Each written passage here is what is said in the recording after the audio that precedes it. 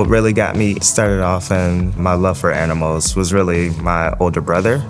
He would bring home all types of critters. It just made me love taking care of animals.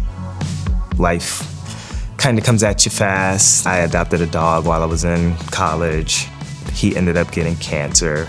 I had to kind of just take a break from pursuing vet school just to take care of him.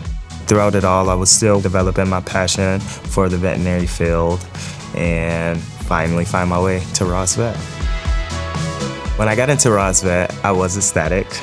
It just felt like everything was just finally coming together.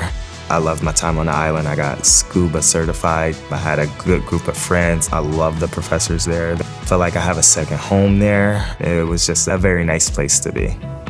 Ross Vet has given me essentially my career path. One of the professors there is a surgical oncologist, which I was not even aware was a thing until I got there. It's kind of now on the track that I'm looking to head towards, is to become a surgical oncologist. I cannot speak highly enough of Ross Vet. They've equipped me with all the tools to be a great veterinarian. I am going to be moving to New York City to do a small animal rotating internship at a specialty hospital. I've always loved caring for animals, and Ross Vet showed me how to make a career of it.